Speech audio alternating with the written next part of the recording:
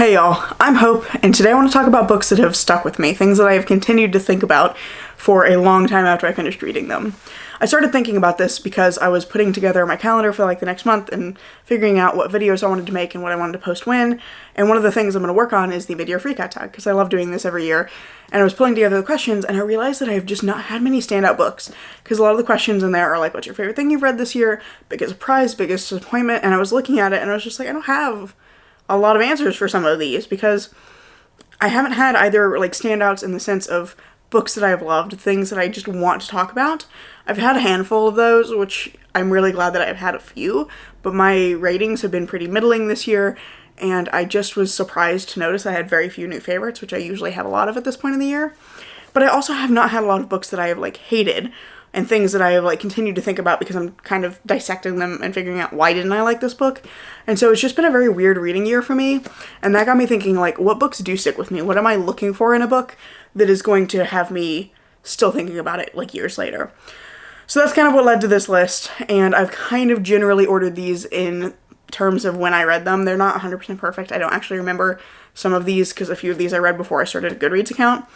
But the oldest one that I've read that I have on this list is Interview with the Vampire by Anne Rice. So let's just start there. This one I read in 9th or 10th grade, which I don't remember exactly when or why I even picked it up. Somebody probably recommended it to me, probably a family member if I had to guess. And I think this is a book I just picked up at the right time in my life to connect with it. A lot of the main story of this is about the protagonist, Louis, dealing with a very sudden change in his life and trying to figure out how does he fit into the world, what does he believe, what is his role after this major life change, which is obviously that he becomes a vampire. And so there's a lot of kind of introspection on this and just him figuring out who is he, what is he, and those kinds of things. And I think as a high schooler that just really connected with me. I think I was in that in-between point of who am I, who do I want to be, what is my role in the world, what do I actually believe in, those kinds of things. So I just really connected with that element of Louis' story. So this has stuck with me for that reason. I think about Louis as a character a lot and kind of the changes and growth that he goes through throughout the story. Another one I read in high school is The Picture of Dorian Gray by Oscar Wilde. This one was one that I actually didn't have to read for a class. I picked this up of my own accord. I happened to find a copy at Barnes & Noble one day, and I had read some of Oscar Wilde's poetry and decided to pick it up for that reason, and I just love his writing. This is another author with fairly descriptive writing, I would say. It's not maybe as flowery, but it's definitely very descriptive and very rich, and so if you don't like that style of writing, you're probably not going to connect with this one, but I really enjoyed the story of Dorian and his kind of descent into corruption, which is really what the story is about. If you're not familiar with the Picture of Dorian Gray, why is his name Dorian now? I don't know. My brain runs faster than my mouth does sometimes. But Dorian Gray is this young aristocrat fellow, and his painter friend paints a picture of him, and Dorian makes this grand wish that he could stay young forever while the painting got old, because he's been kind of talked into this desire by somebody else. And then that's where the story kicks off, that his wish is granted, and the painting reflects all of the things that he has done. So that's a very basic overview of what the book is about. It's really about Dorian and how this change in his life affects his mental space, how he begins to act, how he thinks about others. And I think that that's a really interesting look at a character. I really think Dorian's a fascinating character, and some of the stuff that happens in here is quite tragic, but I think there's also a lot of humor, and Oscar Wilde is really great at funny dialogue, but I just think about Dorian as a character and this kind of corrupting force of basically being able to hide his own misdeeds, of being able to hide the darkness in himself almost in plain sight. And I think that that's just a really fascinating idea. Then this next set of books I got are all things I read after graduating from my undergraduate degree program, and I just realized that there is a 4-year gap in what I've picked here.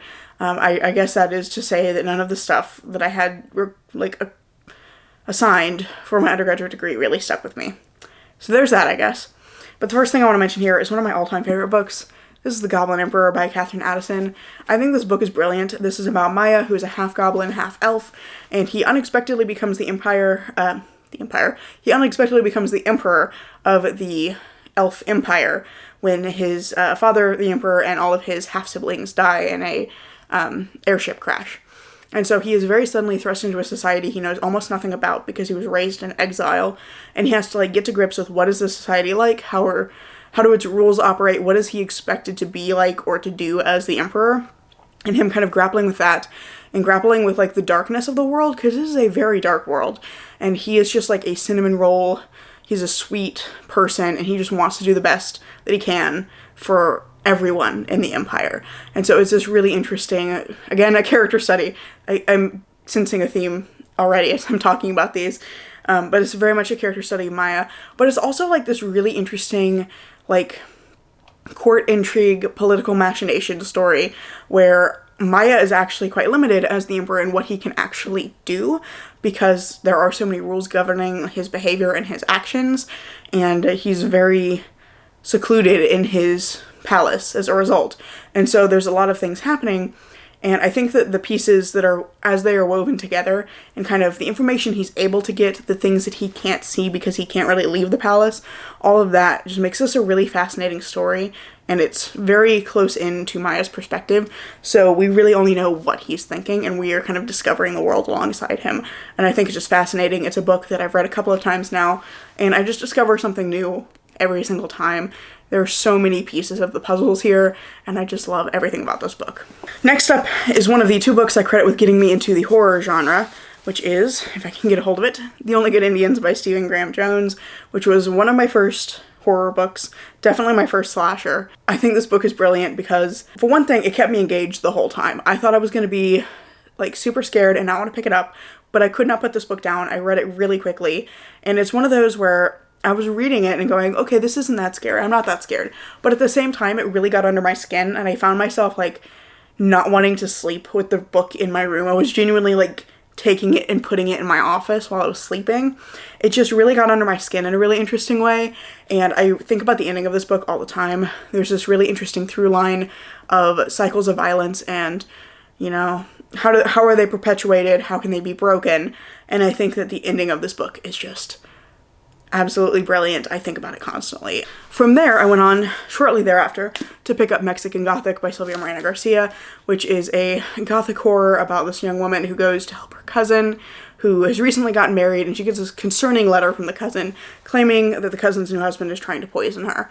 And so she goes to the secluded estate and is kind of grappling with, you know, what's going on in this house, what's wrong with the people in it, and it's just, I think, super creepy.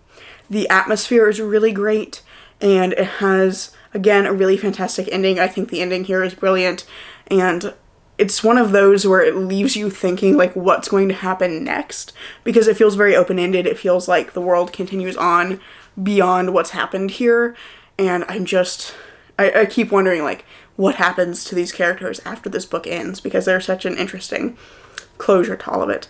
Next up, I have another Sylvia Morena Garcia, and this one is Gods of Jade and Shadow, which has, I think, one of my favorite romances in it I have ever read. It's not like the main part of the story, but there is a romance in here that I think is just beautiful and tender and sweet and heartbreaking in a really great way.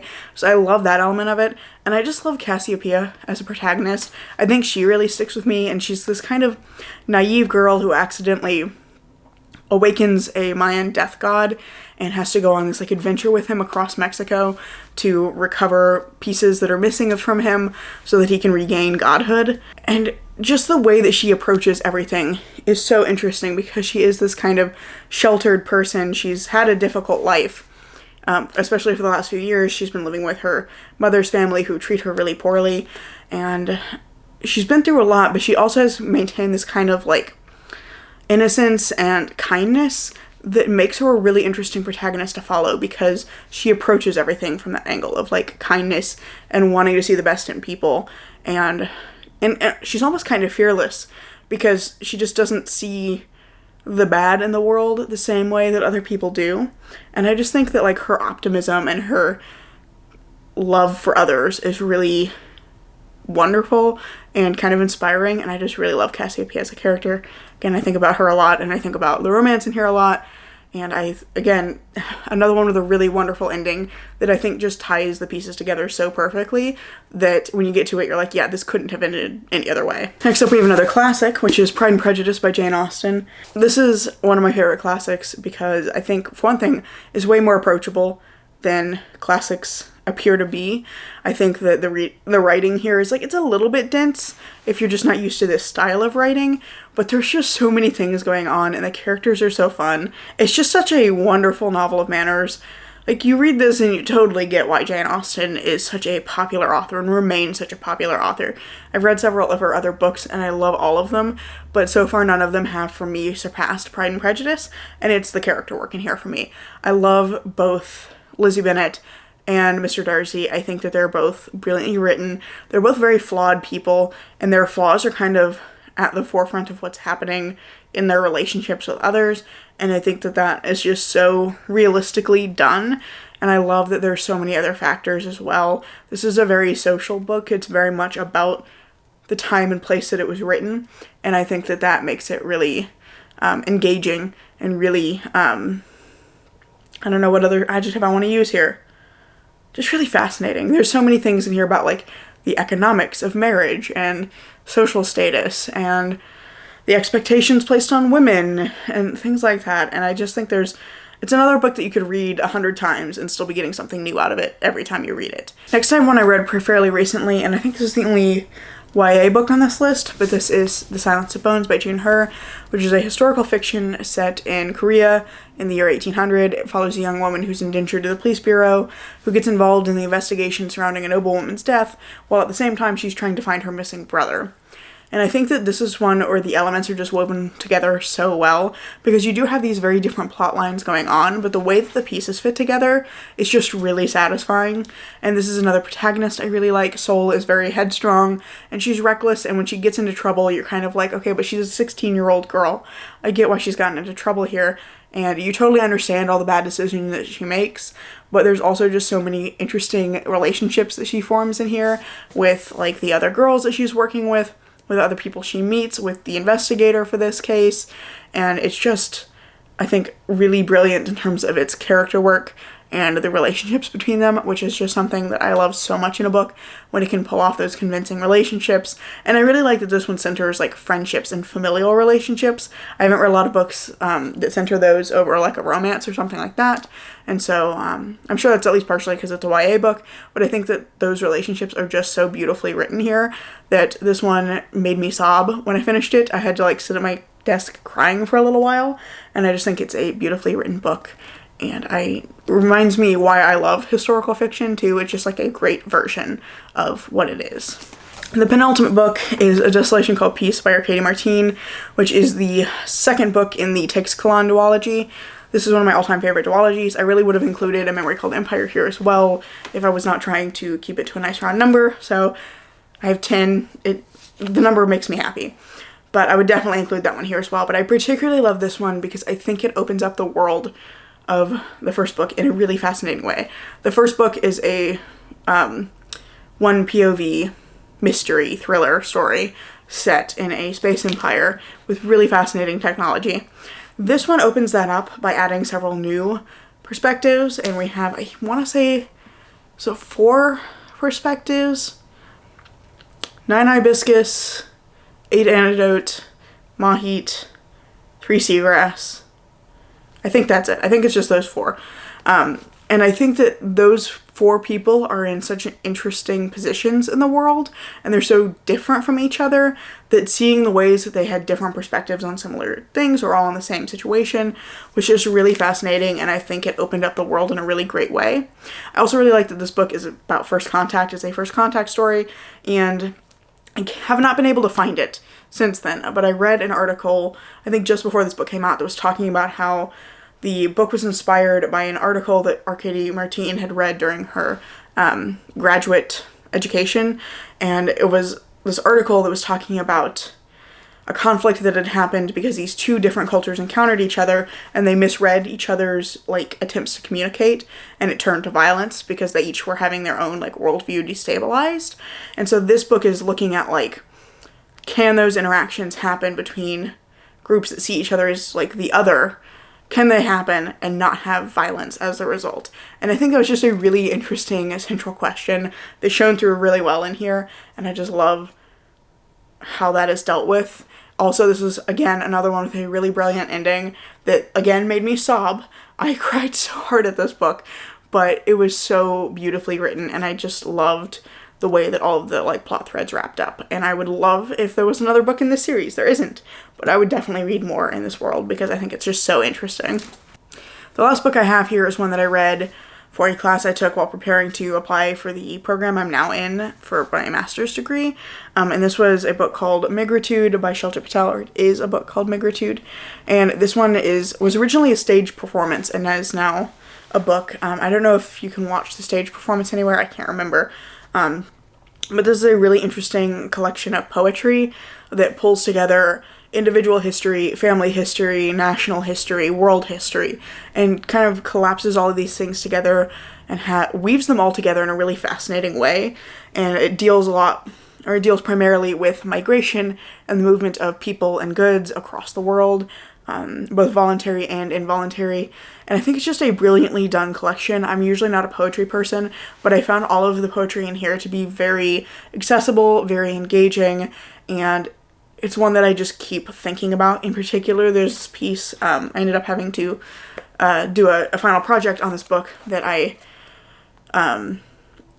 focused on this one piece near the beginning that I just found really fascinating.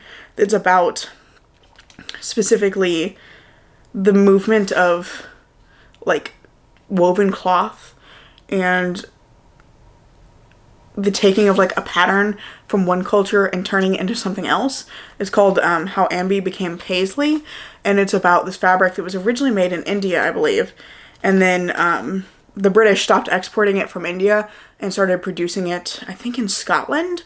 And so it was originally this pattern that was unique to craftspeople in India that then was reappropriated by the British through colonialism. They started manufacturing a different version of it in, I think, again, it was Scotland. And it's just, like, really fascinating about the movement of, like, goods and ideas and people. And I just think this is brilliant, and it's one that I feel like I need to come back to and reread again, because it's something that I feel like I could read this again and again and still be finding new things. This, again, I think another connection for me between all these books is there are things that I think I could return to and still be getting more out of them. But I think this is just a really fascinating collection, and it surprised me how much I liked it, because I just don't generally get along well with poetry at all. So those are all of the books that I had to talk to you about today. I really like all of these. I think I am noticing that there's a theme of, like, character studies, really realistically rendered relationships, and books that I feel like I could reread 100 times and still be getting something from them. I think those are kinds of the things that are sticking out to me as connections between these different books. But yeah, I really enjoyed going through these and kind of thinking about some of the books that I love. I hope that you've enjoyed this video and that you've maybe found something to try picking up for yourself. If you have enjoyed this video, I hope you'll consider giving it a like, maybe even subscribing to see what comes next. I'm currently posting every Tuesday and Saturday, so there's more content coming soon, and I hope to see you in the next video. Bye.